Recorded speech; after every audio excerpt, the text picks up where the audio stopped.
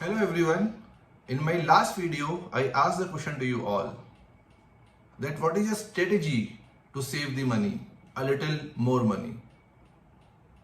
And most of you answered it correctly that to save a little more money, we should all consider cutting down our unwanted expenditures. Those expenditures that are mainly driven by our ego to showcase this world that we have money, that we can spend money. Now moving on to the next chapter of this book, The Psychology of Money by Morgan Housel, that we all have to be more reasonable than rational. And that is the 11th chapter of this book, Reasonable is greater than rationality. Reasonable decisions can produce better results than rational decisions. We have studied in the microeconomics that most of the users, given the multiple options and considering the cost, would always choose the best option. But that is not the case always. In most of the scenarios, most of the users are different. We all are different. We all behave differently. Even our appetite to risk is different. When it comes to investment, few may have more appetite to risk, but others may not. In simple words, it is quite rational to do the exercise daily, but not reasonable for all to do the same. So when it comes to manage our finances, we should surely be rational, but at the same time, if we can add some reasonability to it, the reasonability that should be driven by our experience, our gut feeling, our values and our beliefs, we would be able to get better results out of it.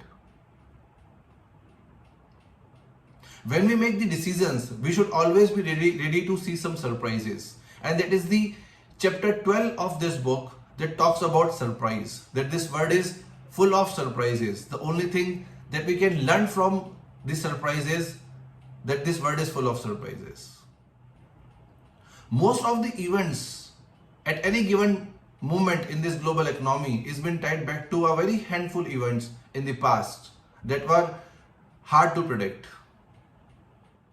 We must acknowledge that this world is full of surprises, and when we are making any prediction for the future and we see our past, they were outliers that were very hard to predict when it comes to predicting the future also.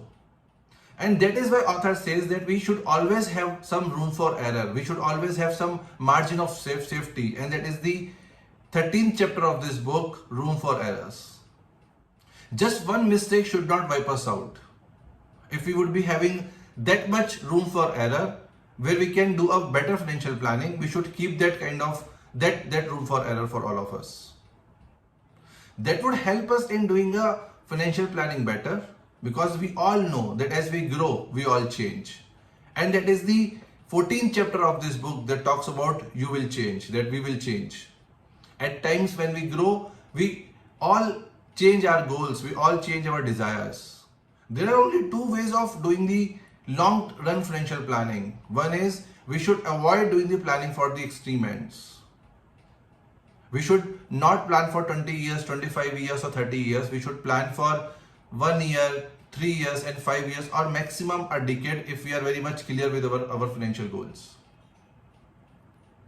And the second key point is that we should all accept the fact that we will change, this world will change. The sooner we would be able to analyze, the sooner we would be able to adapt that we will change and this surrounding and this world around us will change, the better it would be for us to do the financial planning, to understand the dynamics of the changing world. We can keep changing our planning to adapt for our long-term financial goals. To achieve a long-term planning, just remember that we discussed in our first video that compounding is the best bet for it. It does really a magic. At the same time, when we are doing a financial planning for us, we should remember that nothing is free in this world. And that is the 15th chapter of this book that talks about nothing is free. We all pay a fees in any manner. Whenever we buy a product or whatever we do, we always pay a fees in that.